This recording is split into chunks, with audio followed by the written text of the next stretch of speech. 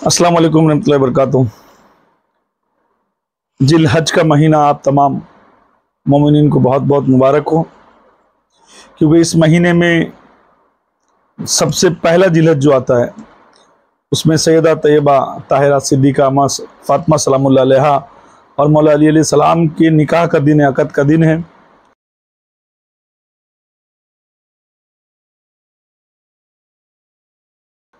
और जितने लोगों ने भी उस दिन को मनाया, अल्लाह पाक उन तमाम मोमिनों के घरों में खुशी अता करे, उनके बच्चियों का रिश्ता भी पाक और साफ़ रखे, मौला कोई गम न दे सिवाय गम हुसैन अलैहिस्सलाम के। उस निकाह को अल्लाह ने अर्श पर पढ़ाया, उसके फरिश्ते गवाह बने, हज़रत जिब्रील गवाह बने। फिर अल्लाह ने आकर नबी करीम को हुक्म दिया कि महबूब तुम भी इस निकाह को ज़मीन पर पूरा करो।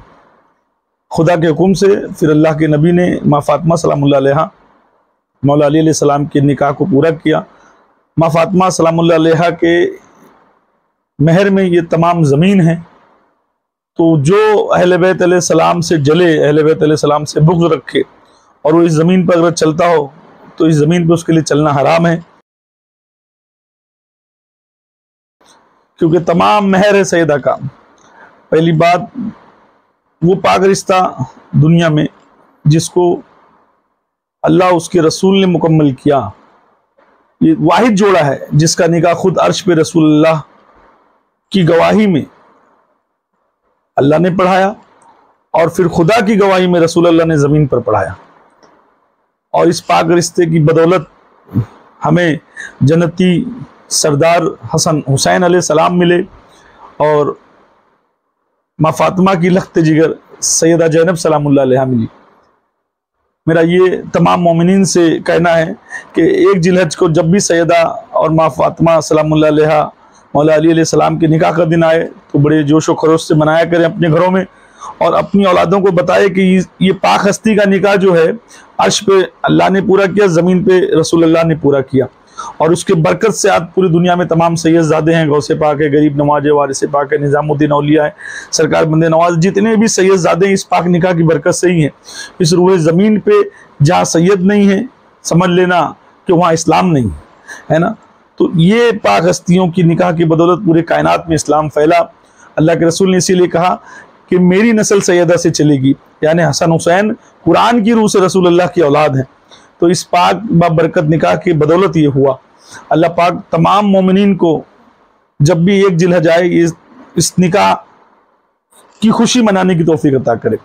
दूसरी चीज़ कि मैंने वादा लिया था कि एक जिलहज से लेकर 18 जिलहज तक मैं तमाम जितनी चीज़ें हुई हैं इस हज में, तमाम हज के महीने में तमाम लोगों को मैं बताऊँगा इंशाअल्लाह। तो जितने मोमिनीन ने हज किया, जिसने रसूलुल्लाह की सुन्नत को अदा किया, जिसने हज़रत इब्राहीम की सुन्नत को अदा किया, महाजरा की सुन्नत को अदा किया, सफ़ा मरवा पे चले, जिन्होंने खुदा के घर को देखा, मौला अली की जाए पैदाइश को देखा जहाँ मौला अली अलैहि सलाम पैदा हुए, उन तमाम मोमिनीन के हज को अल्लाह पाक अपनी बारगाह में कबूल करे। जैसे हज़रत हाजरा का चलना सायरुल्लाह है और उसकी नकल तमाम हाजियों पे फ़र्ज़ है, चाहे जिस मसलक को। इसी तरीके से जो माँ ज़ैनब सलामुल्लाह अलैहा मदीने से करबला, करबला से शाम गई तमाम बच्चियों बेटियों के साथ, अपने घर वालों के साथ, इस तरीके से हर मोमिन मर्द औरत पर यह भी सायरुल्लाह है, ये भी अल्लाह की निशानी है कि हम भी अपने घरों से 10 मुहर्रम के दिन निकल कर करबला जाएं, चाहे बहन बेटियां बेटे सब जाएं, क्योंकि हज़रत हाजरा का चलना जब मर्द और औरत पे फ़र्ज़ हो सकता है तो रसूल की बच्चियों का चलना क्यों नहीं हम पर हो सकता है ना।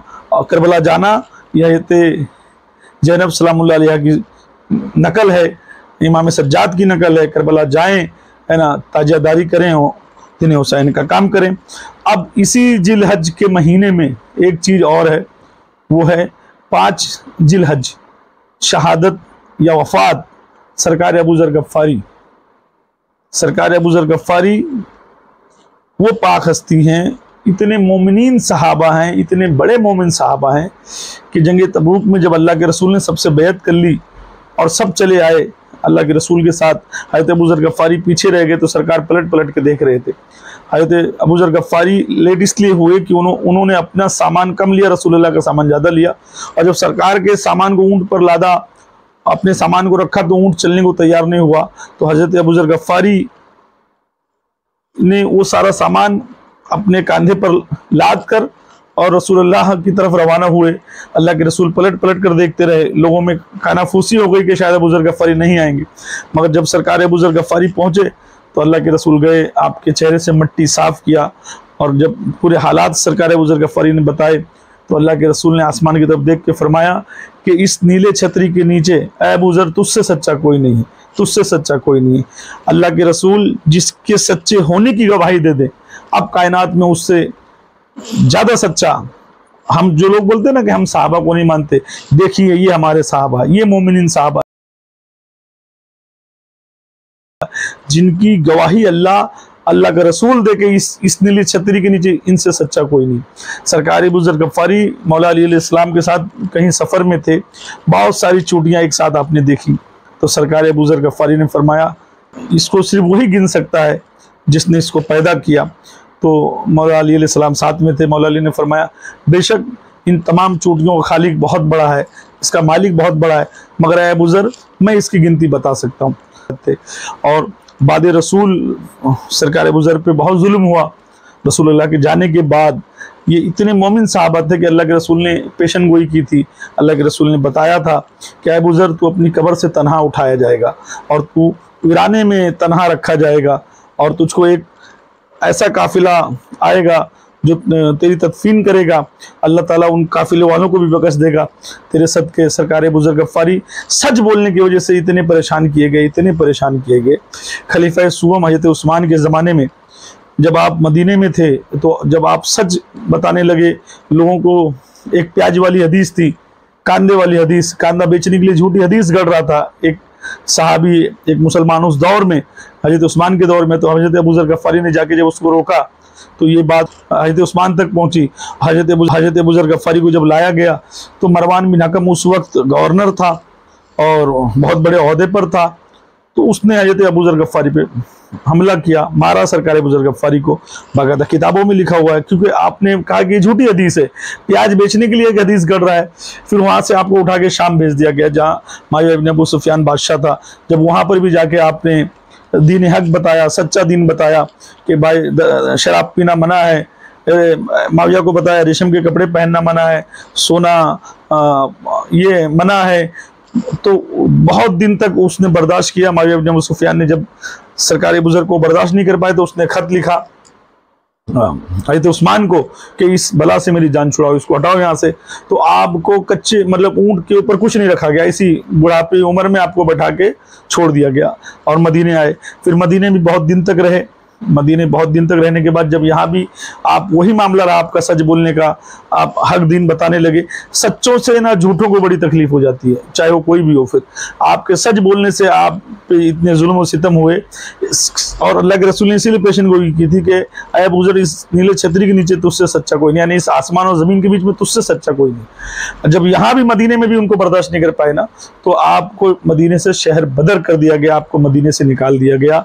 जाते वक्त मौला अली अलैहिस्सलाम से मिलके सरकार अबू ज़र ने अपने दिल का हाल बताया, रोए, और अपनी बीवी और बच्ची के हमरा आप मदीने के से बहुत दूर जाके एक वीराने में आपने पनाह ली। और फिर गुर्बत की हालत में, मुफलिसी की हालत में आप धीरे धीरे धीरे आपकी बेटी शहीद हुई, दुनिया से चली गई। गफ़ारी का आखिरी वक्त का आलम आया कि आपकी शहादत का वक्त करीब आया, आपकी वफ़ात का वक्त करीब आया। एक काफ़िला वहाँ से गुजर रहा था, आपकी बीवी ने उनको बुलाया, बोला कि नबी करीम के सहाबी हैं, आओ आप लोग ये आखिरी वक्त में, और इनकी तदफीन का वक्त शायद के करीब है। सरकार अबू ज़र गफ़ारी जब उनके पास पहुँचे, वो लोग सब सरकार अबू ज़र गफ़ारी के पास जब पहुँचे, सरकार अबू ज़र गफ़ारी ने कहा कि अगर तुम हुकूमत की तरफ से हो तो मेरे बदन को हाथ नहीं लगाना अगर मैं इंतकाल कर जाऊँ तो, और अगर नहीं तो फिर मेरे पास मेरी माँ की दी हुई एक शाल है, इसी में लपेट कर मुझको इस कब्र में रख देना। और इसी हाल में सरकार अबू ज़र गफ़ारी दुनिया से पर्दा कर गए। अल्लाह के रसूल की एक बड़ी प्यारी हदीस है। अल्लाह के रसूल से जब लोगों ने पूछा कि अल्लाह के रसूल आप किन से ज़्यादा मोहब्बत करते हो, वो कौन से लोग हैं जिनसे आप बहुत ज़्यादा प्यार करते हो। ये हदीस शरीफ है। तो अल्लाह के रसूल ने फरमाया, जब सहाबा ने बार बार पूछा तो अल्लाह के रसूल ने फरमाया, 3 बार मौला अली का नाम लिया, अली अली अली। उसके बाद फरमाया अबू ज़र गफ़ारी, सलमान और हज़रत मिक़दाद का नाम लिया। अल्लाह के रसूल जिनसे प्यार करते थे, जिन 4 सहाबा से, उसमें मौला अली अलैहिस्सलाम, हज़रत अबू ज़र गफ़ारी, हज़रत सलमान फ़ारसी, हज़रत मिक़दाद, अल्लाह के रसूल ने नाम लिया। और याद रखना कि जिनको शहर बदर किया गया बार बार, यानी शाम भेजा गया, फिर मदीने बुलाया गया, फिर मदीने से उठा के मदीने के सहरा में भेजा गया। मरवान बिन हकम, वो ऐसा मलून जालिम जिसने अहले बैत अलैहिस्सलाम को गालियाँ दी। बाकायदा हदीसों में मुस्नद इब्न अबू याला में मौजूद है कि इमाम हसन इमाम हुसैन अलैहिस्सलाम के सामने अहले बैत अलैहिस्सलाम को मलून कहता था। वो उसने अहले मदीना पे भी बहुत जुल्म किया, सहाबा किराम पे भी बहुत जुल्म किया। उसको और उसके बाप को अल्लाह के रसूल ने कहा था कि मेरे बाद जो भी आएगा वो मदीने से दूर करता जाए, दूर करता जाए, दूर करता जाएगा। मगर उसको हज़रत उस्मान ने अपने दौर में बुलाकर अपनी बेटी मरियम से निकाह करा दिया। खलीफा सुवम ने उसको बुलाया भी और अपना दामाद भी बनाया, जो कि अल्लाह के रसूल ने कहा था दूर करना, भगा देना, क्योंकि ये सजरे मलूना है, ये मलून लोग थे जिनको अम्मा आयशा भी बददुआ किया करती थी। यही हज़रत उस्मान के कत्ल की वजह भी बना, क्योंकि आपकी अंगूठी चुरा कर फिर खतूत लिखता था, उल्टे सीधे काम करता था, और बलवाइयों ने फिर इसी बहस पर हज़रत उस्मान का कत्ल किया। कत्ल की असल वजह ये मरवान था। मगर हज़रत उस्मान ने, जिसको अल्लाह के रसूल ने भगाने का हुक्म दे दिया था, भगा दो, उसको बुलाकर अपनी बेटी से निकाह कराया, क्योंकि वो आपका खालाजाद भाई लगता था, वो रिश्ते में था। माविया इब्न अबू सुफियान, मरवान, हज़रत उस्मान, ये आपस में सब रिश्तेदार थे। तो इस तरीके से मरवान भी खालाजाद भाई था। मगर उस सहाबी रसूल जिसको अल्लाह के रसूल ने सच्चा कहा, 5 जिलहज को जिनकी वफात हुई, उनको कितना भगाया गया, कितना दरबदर किया गया, कभी शाम, कभी मदीने, और मदीने से दूर। अल्लाह के रसूल की हदीस पूरी हो गई। तो 1 जिलहज को सैयदा तैयबा माँ फातिमा सलामुल्लाह अलैहा मौला अली अलैहिस्सलाम का निकाह है। 5 जिलहज को हज़रत अबू ज़र गफ़ारी की वफ़ात शहादत का दिन है। और इसके बाद जितने भी दिन आएंगे इंशाल्लाह, इसकी अगली वीडियो में मैं हज़रत इमाम बाकर अलैहिस्सलाम की शहादत है, फिर अरफा का दिन, 9 जिलहज को सरकार मुस्लिम बिन अकील की शहादत है, वो भी बताऊंगा। उसके बाद हज के अय्याम, उसके बाद फिर ईद गदीर, और उसके बीच में जितनी चीज़ें आएंगे, जनाब मुस्लिम बिन अकील के बच्चों की शहादत, जो कुछ इंशाल्लाह मैं बताते रहूँगा। इसके बाद फिर नेक्स्ट वीडियो इमाम बाकर अलैहिस्सलाम और इमाम मुस्लिम की शहादत पर बनाऊँगा, फिर हज पर बनाऊँगा। उसके बाद ईद गदीर तक इंशाल्लाह मैं जिलहज के महीने की वीडियो बनाता रहूँगा। आप लोग इसके आगे की वीडियो देखना। वस्सलाम वालेकुम रहमतुल्लाहि व बरकातुहू।